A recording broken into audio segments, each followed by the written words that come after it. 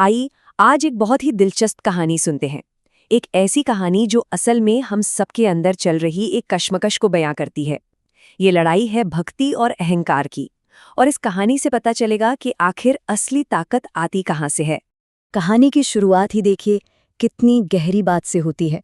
जब भी घमंड हमारे सर पर चढ़ने लगता है ना, तो ये कायनात, ये ब्रह्मांड कोई ना कोई तरीका ढूंढ ही लेता है हमें विनम्रता का पाठ पढ़ाने का। और ये पूरी कथा उसी एक अविश्वसनीय सबक के बारे में है। चलिए अब सीधे चलते हैं सोने की नगरी द्वारका। यहाँ की भव्यता के पीछे एक कहानी छिपी है। यूं तो यहाँ सब कुछ चमक रहा है, लेकिन इसी चमक के नीचे एक अंधेरा भी पनप रहा था, और वो था अहंकार का अंधेरा। तो देखिए, कृष्ण के दरबार में माहौल कैसा है। एक तरफ है रानी सत्यभामा, जिन्हें अपनी खूबसूरती पर कह सकते हैं कि बहुत ज्यादा नाज है। दूसरी तरफ है शक्तिशाली गरुड़, जिनको लगता है कि उनकी रफ्तार का कोई मुकाबला ही नहीं कर सकता। और इन दोनों के बीच है भगवान कृष्ण, बस एक शांत रहस्यमयी मुस्कान के साथ सब कुछ देख रहे हैं। और ये मुस्कान ही इशारा है कि कुछ बहुत बड़ा होने वाला है। तो दरबार में इस बढ़ते हुए अहंकार को देखकर कृष्ण समझ गए थे कि अब समय आ गया है। उन्होंने एक ऐसी दिव्य लीला रचने का फैसला किया जो विनम्रता का एक ऐसा पाठ पढ़ाने वाली थी जिसे कोई कभी भूल न पाए। और यहीं से असली परीक्षा का दौर शुरू होता है। भगवान कृष्ण अपनी योजना को आगे बढ़ाते हैं, और ये सब शुरू होता है एक बहुत ही साधारण से दिखने वाले आदेश से। कृष्ण गरुड़ से कहते हैं, जाओ और हनुमान को बुला कर लाओ। ये जो एक छोटा सा वाक्य है ना, यही इस पूरी कहानी का केंद्र बिंदु है। एक ऐसी परीक्षा की शुरुआत जो हमेशा के लिए सब कुछ बदल कर रख देगी। अब गरुड़ को तो लगा कि अरे ये कौन सा बड़ा काम है, ये तो मैं पलक झपकते ही कर दूंगा। अपनी रफ्तार के घमंड में वो आसमान को चीरते हुए गंधमादन पर्वत की ओर निकल पड़ते हैं।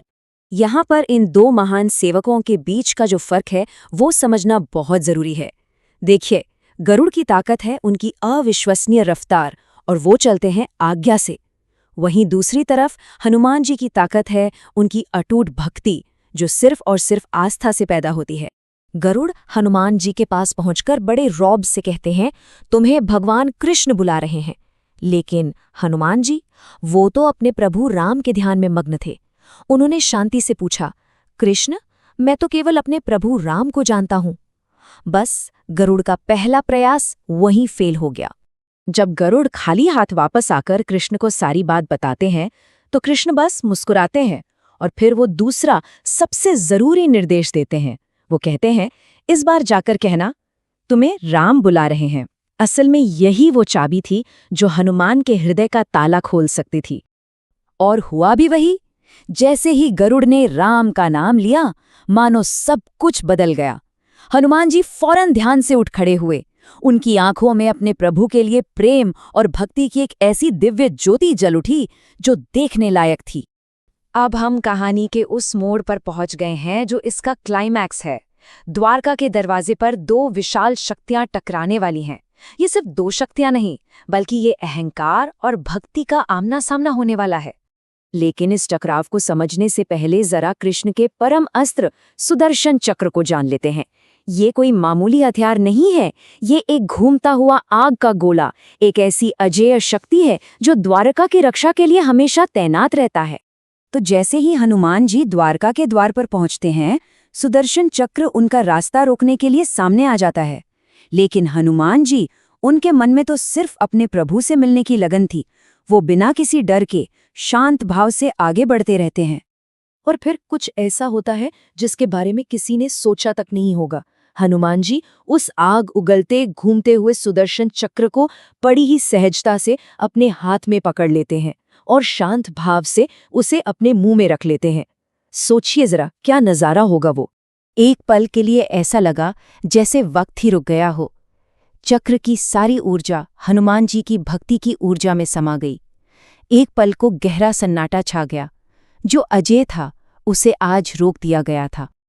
अब चलते हैं कहानी के आखिरी हिस्से की तरफ, जहां इस पूरी दिव्य लीला का पर्दाफाश होता है और हर किसी को अपना अपना सबक मिलता है। उधर गरुड़ अपनी पूरी रफ्तार से उड़कर महल में पहुंचते हैं, मन में ये ख्याल लिए कि वो तो हनुमान से पहले पहुंच ही गए होंगे।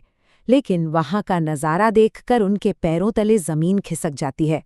हनुमान जी तो पहले से ही भगवान कृष्ण के चरणों में शांति से बैठे थे। गरुड़ का सारा घमंड उसी एक पल में टूटकर चूर-चूर हो गया। और फिर उठता है आखिरी पर्दा। कृष्ण भगवान राम के रूप में प्रकट होते हैं और सत्यभामा सीता के रूप में। ये दिव्य रहस्य खुलते ही गरुड़ और सत्यभामा को समझ आता है कि वो किसके सामने खड़े थे।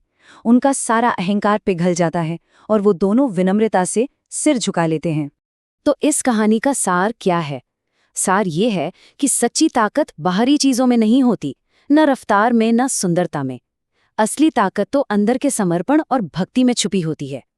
अहंकार चाहे कितना भी बड़ा क्यों ना हो, वो भक्ति की शक्ति के सामने कभी टिक नहीं सकता। तो ये विश्लेषण इसी गहरे सवाल के साथ खत्म होता है कि सच्ची ताकत आखिर आती कहाँ से है? क्या ये गति, शक्ति या सुंदरता से मिलती है, या फिर ये अटूट विश्वास और बिना किसी स्वार्थ की भक्ति से जन्म लेती है? ये एक ऐसा सवाल है जिस पर हम सबको सोचना चाहिए।